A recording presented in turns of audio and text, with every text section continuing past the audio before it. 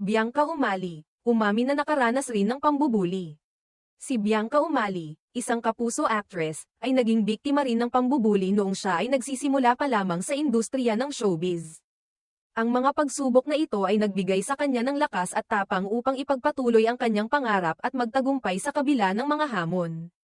Ayon kay Bianca, hindi niya malilimutan ang mga karanasang iyon, kung saan naranasan niyang maging biktima ng pangungutya at bullying habang siya ay nasa shooting o taping.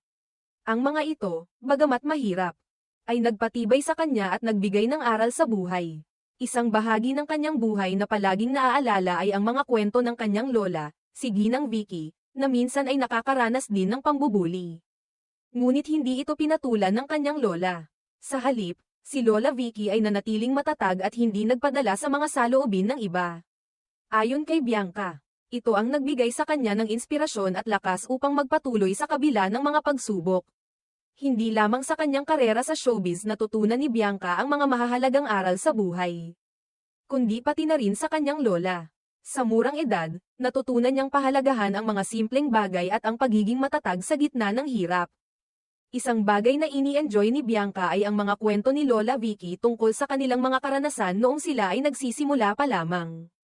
Ayon kay Bianca, sila rin daw ni Lola Vicky ay nag-commute noong unang panahon, kaya't kabilang sa mga simpleng karanasan na iyon ang pagsakay sa tren. Ito ay isang bahagi ng kanilang buhay na hindi malilimutan ng actress, isang simbolo ng kanilang pinagmulan at ang pagsusumikap upang makamtan ang tagumpay. Habang tumatagal, nagpasya si Bianca na bumili ng sariling sasakyan upang mas mapadali ang kanyang pagbiyahe, lalo na't tumatanda na rin ang kanyang lola. Nagdesisyon siya na maglakbay mag-isa sa tuwing may taping o trabaho upang mapadali ang kanyang mga transaksyon at maiwasan ang abala. Ito ay isa sa mga hakbang na ginawa ni Bianca upang mas mapadali ang kanyang trabaho at matutukan ang mga mahahalagang aspeto ng kanyang karera. Isang tanong ni Mikey Quintos sa programa ng Lutong Bahay sa GTV ay kung nakaramdam ba si Bianca ng awa sa sarili noong siya ay mag-isa lamang sa mga taping. Ayon kay Bianca, hindi siya nakaramdam ng awa sa sarili. Sa halip, nagpatuloy siya sa pagpapalakas ng kanyang loob.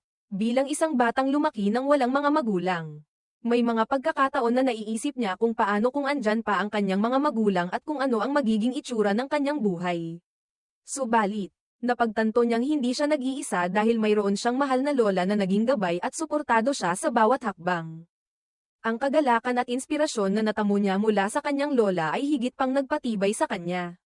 Sa kabila ng mga nararanasan niyang pagsubok at hamon, si Bianca ay patuloy na lumalaban at nagtatagumpay sa industriya ng showbiz. Ang kanyang lakas, tapang, at determinasyon ay pinapalakas ng kanyang mga aral na natutunan mula sa kanyang pamilya. Partikular ang mga mahahalagang hakbang na tinahak nila upang makamtan ang tagumpay. Ang kanyang kwento ay nagsisilbing inspirasyon sa mga kabataan na nangangarap at patuloy na nagsusumikap sa kabila ng mga pagsubok sa buhay.